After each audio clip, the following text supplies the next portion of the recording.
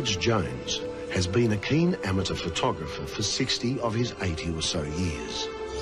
These days, you can still find him and his camera wandering through the bushland near his home on the New South Wales Central Coast. But there's one photograph in his collection that really stands out, even though it was taken back in 1932 with his very first camera, a box brownie that cost the princely sum of 19 and sixpence. It's a photo that still baffles him. Look closely and perhaps you'll see why. This ghostly figure in the background. The snap is one of a series Reg Jones took while he was working at an isolated loggers camp near Batlow in the Snowy Mountains during the Great Depression.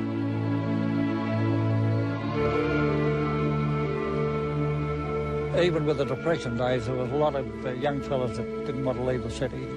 Not only that, they couldn't put up with the rough and the bad conditions that were up there.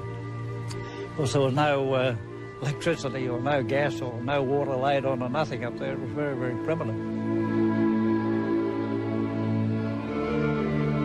Very few people would go up there, so I think that I was one that was picked, and they said, well, righto, and they more or less stood over us too, that if you don't go, well, you don't have a job. And in my case, I had nothing to lose and nothing much to gain. I had no family to go to, and so I thought, well, okay, the best thing to do was to take this job. Life up there in the mountains was lonely for a city kid like Reg.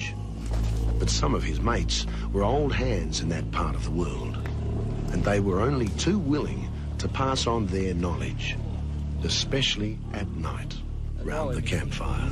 That was until one night, just a few weeks after he arrived at the Batlow camp.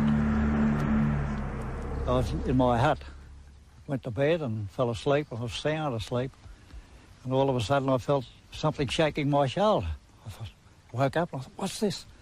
And I looked up and there's this great big dingo standing alongside of my bed. And I thought, gee, what's it going to do here? So I sat up, and as soon as I sat up, the dingo took off. Now, that was a story there that I couldn't understand who it was that shook my shoulder and woke me up. So I thought there might be something to these fellas' stories. Nevertheless, Reg was still eager to explore this rugged country and capture it on film. One particular day, he and two mates set out on their most ambitious expedition. We followed a creek down, and we got into a widening part of the creek where it widened out, and a log had fallen across there. And then behind that widened part of the creek was the Budong Falls. We could hear the water going over the cliff. And I said to my mates, I said, sit on the log over there and I'll take your photo.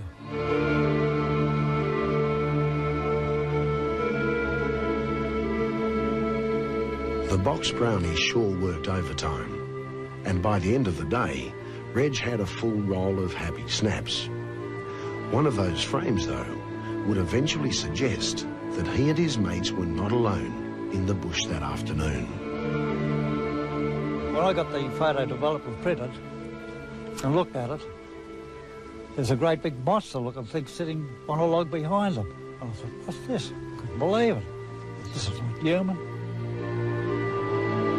60 years later, Reg still doesn't know who or what intruded on that tranquil scene. All he can make out is a ghostly figure towering over his mates. Something that looks like a man sitting with his hands in his lap.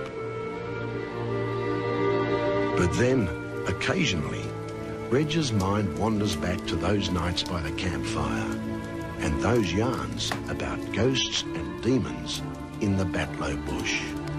It just seemed queer to me why this thing would be sitting behind my two mates, great big monster-looking thing sitting on this log.